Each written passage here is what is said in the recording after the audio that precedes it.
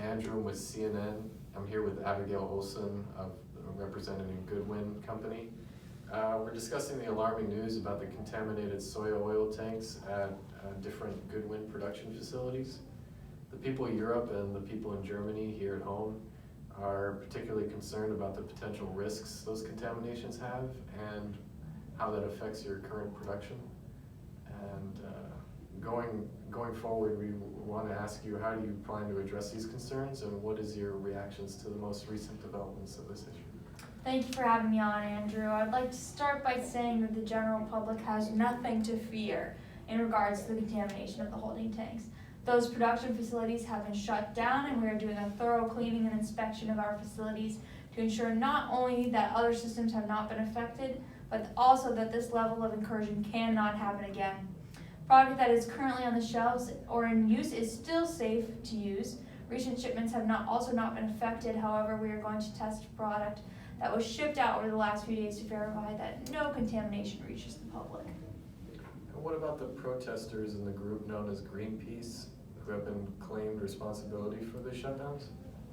Greenpeace jumping into action with contamination of Goodwin storage tanks and trespassing on company property is definitely an extreme measure to support a loosely structured idea that our company's intentions are ill. We independently test out products to verify its safety for the public. And what about the 20 people that died in Barcelona due to the allergic reactions near your facility? We have set up options and programs to allow people who live near our facilities to relocate if the allergens are a major concern for them, but our products do not increase the likelihood of said allergies. Those deaths were a result of people who are not willing to relocate with Goodwin's relocation programs. The program was offered to these residents in the Barcelona region near the plant. These deaths are simply not the direct result of our use of genetically modified soybeans to create our products, but with the production of soy in general. Goodwin also has the same relocation program set up where all our production facilities are located. It's currently being reported that your company is receiving calls from both Greenpeace activists and other environmentalist groups. How has the company been handling these swarm of calls? We have a central team that is working on sorting out all of the calls that are being received from each plant and location. As a company, we're very integrated in our efforts to sort out all concerns from both passive and aggressive calls. When you say aggressive, do you mean threatening calls?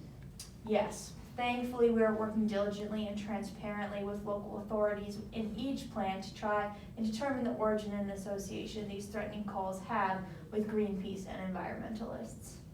How is the company responding to the demands from Greenpeace to stop the genetically modified soy production? Why does Goodwin even use genetically modified soybeans as opposed to non-altered soybeans for its oils?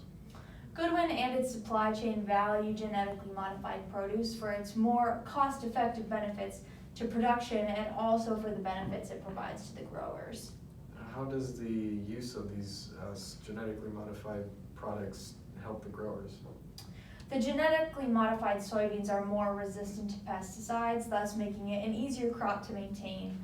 The grower gets cost savings and carries less risk than if they were growing non-GMO soybeans. These savings at the beginning of the supply chain translate directly to cost savings for Goodwin. That's all well and good, but what about the allergy concerns that the public has experienced major doubts over? Does the genetically modified soybean oil stimulate allergies more so than the natural ones? No, that is a common misconception that has no scientific backing. A 2016 study concluded that genetically modified products do not appear more allergenic than their conventional counterparts. Okay, I see. And are the benefits of this product really worth the perceived costs to the end consumer? Yes. With purposeful and careful selecting and crafting of our genetically modified soybeans, it has the potential to increase the nutritional value to that of the regular soy oil that is out in the market today, as well as enhancing the flavor of the product. Well, that about wraps it up for us. Thank you for your time, Abigail, and thank you everyone that's watching. Thank you, Andrew.